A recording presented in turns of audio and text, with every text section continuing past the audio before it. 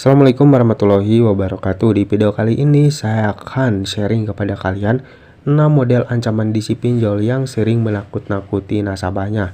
Nah, di video kali ini saya tidak bermaksud untuk menakut-nakuti kalian ya, namun di sini saya akan sharing kepada kalian nih ancaman-ancaman yang sering kalian dapatkan dari disi pinjaman online itu sebenarnya hanya gertakan saja dan tidak akan benar terjadi.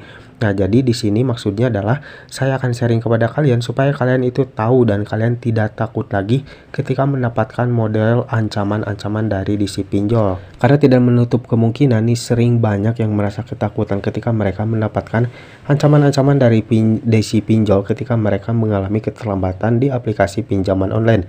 Nah, jikalau kalian sudah tahu bahwasannya ancaman-ancaman seperti ini itu hanya gertakan saja yang tidak akan pernah terjadi, jadi kalian bisa tenang ya ketika kalian mendapatkan ancaman-ancaman seperti ini.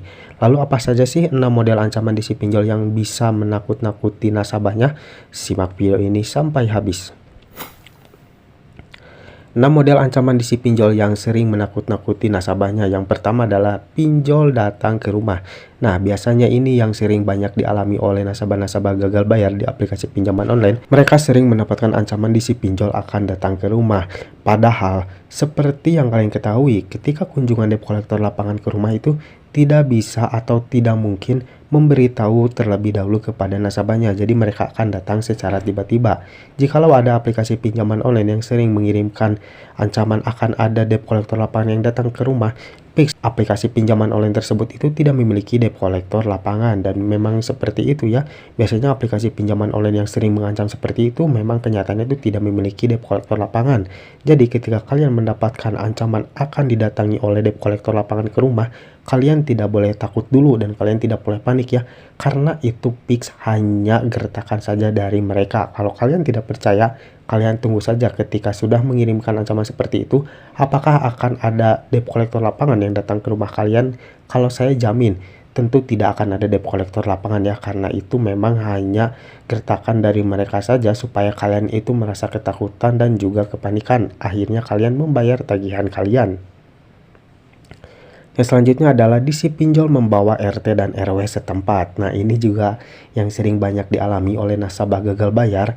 Biasanya mereka mendapatkan ancaman bahwasanya akan ada disi pinjol yang datang ke rumah nasabah tersebut dengan membawa RT dan RW. Perlu kalian ketahui ya, RT dan RW itu tidak akan ikut campur untuk masalah hutang piutang kalian di aplikasi pinjaman online tersebut. Dan ketika mungkin ada debt collector lapangan yang datang ke rumah RT ataupun RW dan meminta untuk membantu mengunjungi rumah kalian, tentunya mereka tidak akan mudah mau begitu saja ya. Pastinya mereka juga tidak akan mau ya untuk mengantarkan si debt collector lapangan tersebut. Jadi dari pihak RT dan RW itu tidak mau ikut campur, kecuali jikalau mungkin di rumah kalian itu terjadi keributan gara-gara disi pinjaman online tersebut, baru untuk RT dan RW itu pasti akan turun tangan untuk membantu kalian. Jadi jikalau kalian mendapatkan ancaman disi pinjol akan membawa RT dan RW kepada rumah kalian, kalian jangan mudah percaya ya, karena fix itu hanya gertakan saja. Kalaupun memang betul begitu, tentunya RT dan RW juga tidak akan mau ya untuk mengantar si debt collector lapangan itu datang ke rumah kalian. Yang selanjutnya adalah disi pinjol akan membawa ke jalur hukum pidana. Nah, ini juga sering banyak dialami ya, bahwasannya nasabah dari gagal bayar aplikasi pinjaman online itu sering diancam bahwasannya akan diancam membawa ke jalur hukum pidana. Seperti yang kalian ketahui, untuk masalah hutang piutang itu tidak ada kaitannya dengan hukum pidana ya, namun urusannya itu perdata. Jadi kalian tidak boleh takut dan panik bahwasannya gara-gara tagihan kalian yang nunggak di aplikasi pinjaman online, kalian akan dipidana atau dipenjara. Itu sangat tidak masuk akal ya. Jadi kalian jangan mudah percaya ketika mendapatkan ancaman seperti itu, karena fix itu hanya gertakan saja dari mereka. Yang selanjutnya adalah disi pinjol mengancam memblokir eKTP, rekening bank, dan juga BPJS. Nah, untuk ancaman seperti ini tidak mungkin bisa dilakukan oleh pihak disi pinjol ya, karena mereka tidak mempunyai kewenangan untuk memblokir eKTP, rekening bank maupun BPJS. Karena tidak mungkin saja ya sekelas aplikasi atau perusahaan pinjaman online itu punya kewenangan untuk memblokir ektp, rekening bank maupun BPJS ya. Ini tidak masuk akal dan ini fix hanya gertakan saja. Jika kalian mendapatkan ancaman seperti ini, kalian tidak boleh takut ya. Kalau mungkin kalian mendapatkan ancaman seperti ini ya kalian tantang aja ya, silahkan, kalau bisa blokir saja seluruh ektp ataupun rekening bank dan juga BPJS ya. Mereka tidak pernah bisa atau tidak akan pernah bisa memblokir ektp, rekening bank maupun BPJS ya, karena mereka tidak mempunyai kewenangan untuk melakukan hal itu.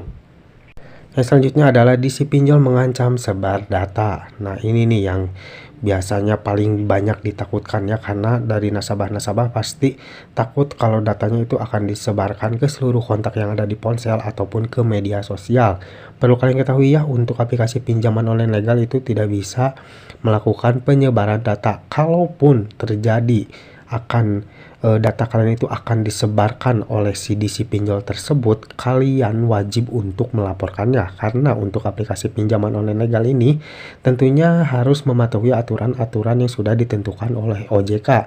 Dan untuk penyebaran data nasabah itu salah satu hal yang sangat dilarang ya. Jikalau ada kedapatan di si pinjol dari aplikasi pinjaman online legal melakukan penyebaran data, tentunya mereka akan mendapatkan sanksi.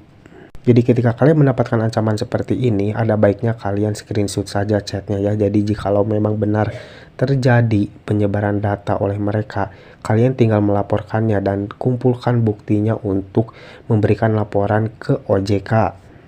Dan yang terakhir adalah DC akan mengancam telepon nomor kantor tempat kita bekerja. Nah, untuk ancaman seperti ini juga sebenarnya ini ada yang pernah kejadian ya, yang nomor kantornya itu ditelepon oleh DC pinjaman online atau DC pinjol ya, namun si nasabah tersebut itu memang menyantumkan nomor kantor ketika mereka melakukan pengajuan pinjaman. Nah, jikalau kalian tidak menyantumkan nomor telepon kantor, tentunya mereka juga tidak akan bisa menelpon nomor kantor tersebut ya. Jadi jikalau mereka mengancam seperti ini, itu hanya gertakan saja atau cara mereka untuk menakut-nakuti kalian. Jadi alangkah baiknya ketika kalian mungkin mengajukan pinjaman, sebisa mungkin kalian jangan pernah memberikan nomor-nomor yang real ya, ataupun kalau bisa memberikan nomor kontak darurat juga nomor terdekat kayak nomor saudara atau yang tahu kalian mengajukan pinjaman di aplikasi pinjaman online ya. Karena untuk antisipasi saja jikalau kalian mungkin mengalami keterlambatan atau gagal bayar, mereka itu akan menghubungi nomor kontak darurat ataupun nomor kantor. Jadi sebisa mungkin jangan memberikan nomor real kantor ya, takutnya nanti nomor tempat kerja kalian itu ditelepon oleh mereka. Nah guys, inilah 6 model ancaman di si pinjol yang sering menakut-nakuti nasabahnya. Buat kalian nih yang sekarang mengalami keterlambatan atau gagal bayar dan sering mungkin mendapatkan ancaman-ancaman seperti ini, mulai saat ini kalian tidak boleh takut lagi, kalian tidak boleh panik lagi ya. Karena fix 6 model ancaman seperti ini hanya gertakan saja dari mereka atau cara mereka untuk menakut-nakuti kalian agar kalian merasa panik dan membayar tagihan kalian dengan segera. Semoga video ini bermanfaat buat kalian. Jangan lupa like dan juga share ke teman-teman kalian, dan tetap dukung channel ini agar semakin berkembang dengan cara klik subscribe di bawah. Sampai jumpa di video selanjutnya. Assalamualaikum warahmatullahi wabarakatuh.